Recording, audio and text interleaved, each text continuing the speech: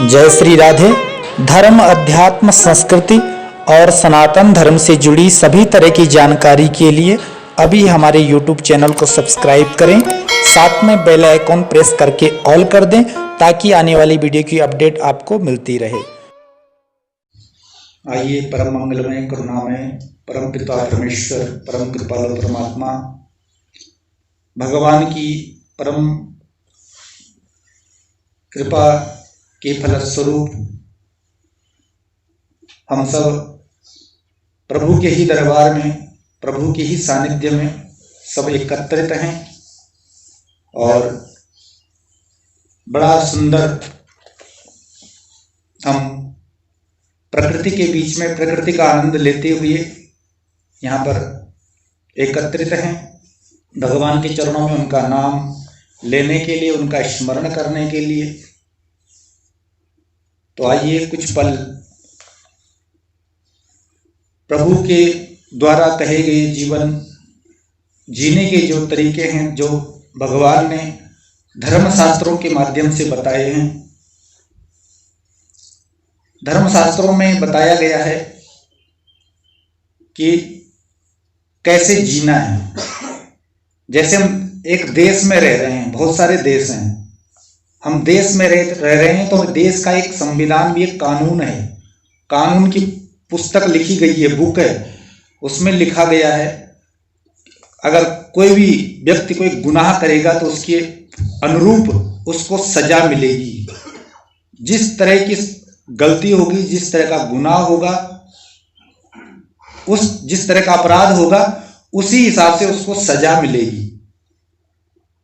तो कभी कभी हमें लगता है कि सब ये कुछ नहीं है, भगवान परमात्मा ये शास्त्र सब झूठे हैं, कुछ नहीं, ऐसे बोलने वाली बात है, बोलने वाली बात है, सुनने वाली बात है।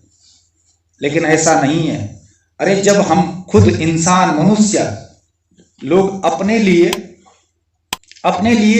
एक तरीका बना सकते हैं जीने का, कैसे रहना, एक कानून बना सकते हैं। वो इंसान नहीं बनाया, संविधान आदमी नहीं बनाया। तभी तो ये संसार चल रहा है। जब कोई नियम कानून है तभी तो देश चल रहा है। अगर नियम कानून ना हो, सब मनमर्जी करने लगे, तो कोई एक दूसरे को सब मारने लगे, किसी को कोई छोड़े ही नहीं, पता नहीं क्या हो जाए।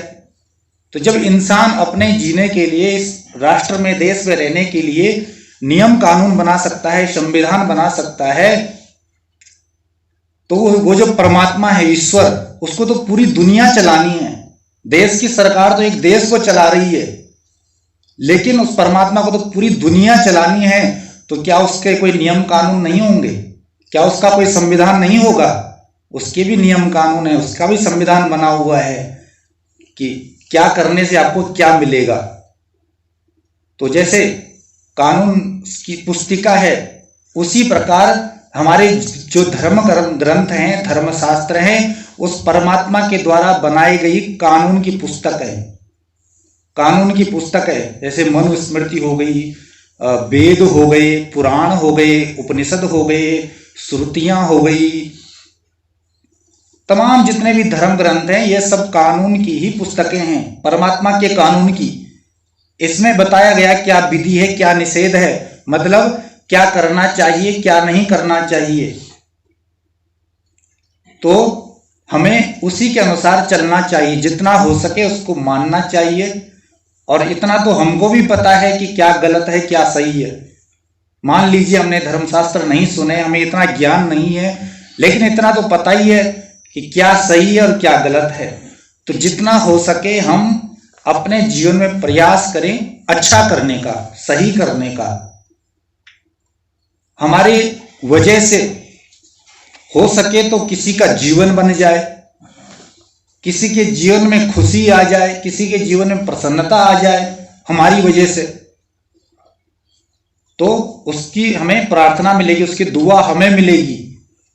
कोशिश ये होनी चाहिए। लेकिन अगर हम किसी को खुश नहीं कर सकते, किसी का सहयोग मदद नहीं कर सकते, तो कम से कम हम दूसरे को परेशान तो ना करें, दूसरे को दुख तो ना दें। हो सके तो सबके मित्र बन के रहो। लेकिन अगर ये नहीं हो सकता तो बोले किसी के शत्रु भी मत बनो। फूल नहीं बन सकते हो तो कांटे बनकर मत रहना। हो सके तो पुष्प बने हम किसी के जीवन में, लेकिन अगर पुष्प न बन सके तो किसी के जीवन के कांटे भी ना बने। तो ये सब सुंदर सीख हमारे शास्त्रों में दी गई है। एक बार एक कवि जानते हो ना, कवि, पोएट, जो कविता की रचना करता है, उनको कहीं भी कुछ अच्छा या कुछ अलग दिखाई पड़े तो उसी में वो अपनी कविता ढूंढ लेते हैं। तो एक कवि रास्ते से जा रहे थे, रास्ते में चलते हुए उनकी नजर एक बाग पर पड़ी, फूलों के बाग पर, फूलों के बगीचे पर, जिस बाग में सुंदर सुंदर पुष्प खिल रहे थे। जब कवि की नजर उन पुष्पों पर पड़ी तो कवि एक पुष्प के पास में गया, एक फूल के पास में गया और उस पुष्प से कहा, अरे पुष्प, अरे फूल, तू बड़ा मुस्कुरा रहा है, तेरे चेहरे पर बड़ी खुशी है, तुझे पता नहीं है कल तुझे मुरझा जाना है, 1-2 दिन में तू मुरझा जाएगा और इस मिट्टी में मिल जाएगा, फिर तेरे चेहरे की इस मुस्कुराहट का क्या कारण है, तू इतना क्यों मुस्कुरा रहा है। फूल ने कोई जवाब नहीं दिया।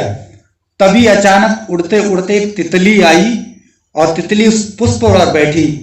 थोड़ी देर पुष्प पर बैठी तितली और पुष्प की ताजगी का आनंद लिया, ताजगी का स्वाद लिया तितली ने, और तितली उस पुष्प से उड़कर चल पड़ी। कुछ ही देर में मधुर संगीत गुनगुनाता एक भंवरा आया, और उस पुष्प पर बैठा। उसने भी उस पुष्प के मकरंद का, उसकी ताजगी का स्वाद लिया, आनंद लिया भंवरे ने, और मधुर संगीत सुनाता हुआ पुष्प को थोड़ी देर बाद वो भी उड़ गया। कुछ ही देर बाद एक मधुमक्खी आई। मधुमक्खी ने भी पुष्प पर बैठी, पुष्प का स्वाद लिया, मकरंद का पान किया, ताजगी का आनंद लिया पुष्प के, और थोड़ी देर बाद मधुमक्खी भी उड़ गई। उसके थोड़ी देर बाद एक बालक आया, बच्चा छोटा सा अपनी मां के साथ, और वो बच्चा उस पुष्प से खेल करने लगा, उसको बड़ा आनंद आने लगा। तब उस पुष्प ने कवि से कहा कि देखा तुमने, कितने लोग मेरे को देख करके खुश हुए, मेरे को देख करके इन कितनों के जीवन में खुशी आई, प्रसन्नता आई, भले ही थोड़ी देर के लिए सही, 1-2 दिन के लिए सही, लेकिन मैंने कितने के चेहरों पर हंसी मेरी वजह से आई। मुझे मालूम है कल मुझे इसी मिट्टी में मिलना है, लेकिन इसका मतलब ये तो नहीं कि मुझे मिटना ही है तो मैं दुखी रहूं, परेशान रहूं। क्यों ना जितने समय में रहूं उतने समय में प्रसन्न रहूं, खुश रहूं। मैं मुस्कुराता हूं क्योंकि मैं मुस्कुराना जानता हूं, मैं खिलता हूं क्योंकि मैं खिलखिलाना जानता हूं। ये पुष्प ने कवि से कहा। तो कहने का यह तात्पर्य यह है कि जीवन में प्रसन्नता, खुशी हमारे जीवन में भी हो और हम दूसरे के जीवन में भी प्रसन्नता लेके आए। यदि आप एक अध्यापक हैं, तो कक्षा में इस तरह से प्रवेश होना चाहिए कि सभी विद्यार्थियों के, छात्रों के मुख पर हंसी आ जाए। यदि आप एक डॉक्टर हैं तो आपके चेहरे पर इस तरह से प्रसन्नता होनी चाहिए कि जो मरीज है, पेशेंट है, उसका आत्मविश्वास बढ़ जाए आपको देख करके। चाहे आप कोई लीडर हैं, कहीं पर आपके नीचे बहुत सारे लोग हैं, अगर आप दिन भर गुस्से में रहोगे, क्रोध में रहोगे, तो और व्यक्ति वैसे ही परेशान हो जाएंगे। लेकिन हमें सामंजस्य बिठाना है, उस परिस्थिति में अपने को ढालना है और जितना हो सके खुशी खुशी, हंसी मजाक में ही हम उस समय को निकालें प्रसन्नता के साथ। तो जीवन में दुख, जन्म से लेकर के मृत्यु तक दुख रहेंगे। सुख और दुख हमारे जीवन के 2 पहलू हैं, एक सिक्के के 2 पहलू हैं। जब तक जीवन रहेगा तब तक सुख भी रहेगा तो दुख भी रहेगा, ये कभी मिट नहीं सकते। बस हमें इन्हीं के बीच में जीना है, इन्हीं के बीच में समय निकालना है। हम भगवान के पास, ये भगवान की कथा इसलिए सुनते हैं, हम इसलिए नहीं आते भगवान के पास कि हमारा दुख दूर हो जाए, और होता भी नहीं है। कितना भी आप भगवान से मांग लो, कितनी पूजा वंदना कर लो, लेकिन कोई गारंटी नहीं कि आपका दुख दूर हो जाए। लेकिन इतना है कि भगवान को मानने से, उनका भजन करने से, नाम लेने से आपको दुख में भी जीना आ जाएगा। जब दुख में जीना आ गया, फिर चाहे जितने भी दुख आ जाएं, फिर कोई दिक्कत नहीं। बस यही तो जीवन है कि दुख में भी जीना आ जाए, दुख में भी मुस्कुराना आ जाए। जीवन तो जीना ही पड़ेगा, आए हैं तो इसलिए हम ऐसे अच्छे कर्म करें, जीवन में अच्छे काम करें जिससे हमें भी लाभ हो, दूसरे को भी लाभ हो। ऐसा काम करें जिससे दूसरे लोग भी प्रेरित हों, दूसरे को प्रेरणा मिले हमें को देखकर, ताकि हम किसी के उदाहरण बन सकें। तो यही हमें इन चीजों से, धर्मशास्त्रों से, बड़े बड़े महापुरुषों से, गुरुजनों से यही सीख मिलती है, यही शिक्षा मिलती है।